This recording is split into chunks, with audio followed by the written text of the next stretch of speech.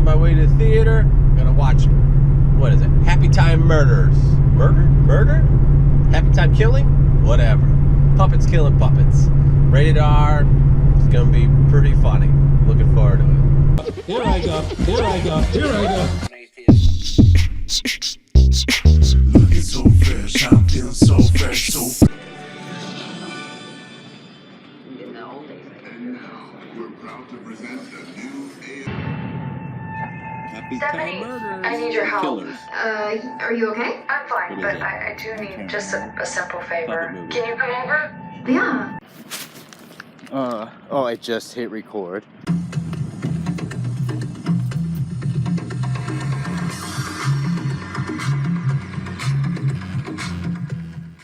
Two Guys in a Buzz here. Today we gotta watch Happy Time Murder, rated R. Now, in this movie, we go to a city where humans and puppets live together. That is where we meet our main character, Phil Phillips, an ex-cop, now private eye, finds himself stumbled into a murder scene. Yes. That is when he meets his ex-partner, Melissa McCarthy, Edwards. That is when they are forced to team up together, put their troubled past behind them, and solve these murders. The extreme puppet humor was hilarious. I really enjoyed the acts performed by the puppets and the puppeteers. You felt emotionally attached with the puppets, and I feel like a lot of the times that's a miss when dealing with puppetry. You don't really care for things, and so there was enough like story and everything that really made the movie come together, and the puppets felt real and the humor was just dead on. I also enjoyed the cop cliche of the film because it dealt with like the lethal weapons and Beverly Hills Cops and like the idea like all of these like buddy cop movies that I just enjoyed so much. What were some of your likes? What did I like? I'll tell you what I liked. Puppet murder. Puppet murder. There's nothing like seeing the puppet's head explode. There's nothing like seeing all the different ways to murder a puppet in a movie. There's no bloodshed with a puppet. So when you can go no holds bar and be as vicious as you want to be because it's just pillow stuffing, then they went all out. It is phenomenal. I mean, am I right? Like, Absolutely. I mean, yeah, you can't do this with people. No. Those same murder shots they did with puppets can't be done with humans because it would look too cheesy, or it's obviously special effects. Right. But you get to just see puppets literally explode, and it's a different feeling because they're real. They're supposed to be real. They're supposed to be living, breathing creatures. Right. Yeah, and you get to see the creativity that they did with thinking of how these puppets could be killed. It was really interesting and awesome to see that. And that's what the whole idea is. It was cool seeing, like, knowing that we grew up with Sesame Street and, you know, these things are kind of like sacred. They're very pure.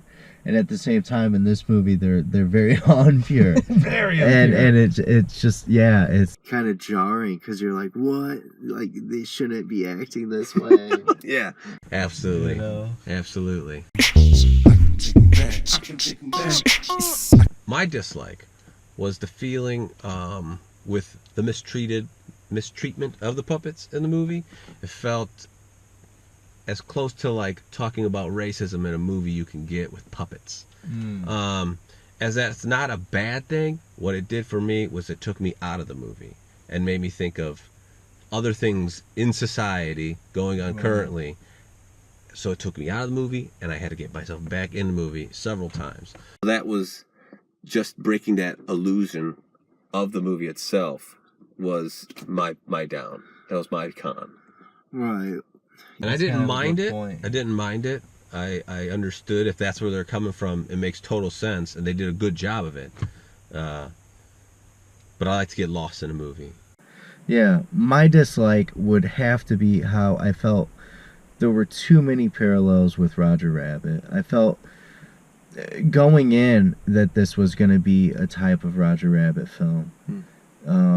but then sitting through it, I felt it was mixed with Team America. And I think that's only probably because you have those to compare it to. Cool World, Monkey Bone. It's up there Nobody now with cares it. about Monkey Bone. I don't even remember Monkey Bone, so I have no idea. I'm Brendan nodding. Fraser. Still got oh, gotcha now. Brad Pitt was in Cool World. Cool World, I do remember that. With I see you're linking the parallels to Roger Rabbit, and that makes a lot of sense. It does. It's very similar. But I actually feel like they did a great job with it. Even if they were going for that, I think they pulled it off in making that same kind of movie, but up today's date for what a new generation. Yeah, even though there's Roger Rabbit parallels and you can compare it to everything else, Yeah. it did try to be its original thing. So should you stay home or should you go see it in the theater? I personally would say maybe stay home on this one. Yeah, I'm gonna have to agree. As much as I do like this movie, you're not missing out by waiting till you get it at home and just watching it on the couch. It might even be better, actually, on your couch. So I'd say, as good as it is, you can stay home. Yeah, and who knows, by that time maybe they have like an unrated, so you see even more. You know, maybe there's like another half hour of footage that's just crazy in it. Yeah, you really might be better off because maybe it's rated R in the theaters. Unrated would have been, you know, pushed too far, so they would have gotten NC-17 or X. I want to see the NC-17 fucking puppet movie. Right. Someone out there is killing puppets. Two Guys and a Buzz movie review. Like and subscribe. We'll be doing these monthly. Tune in for the next movie.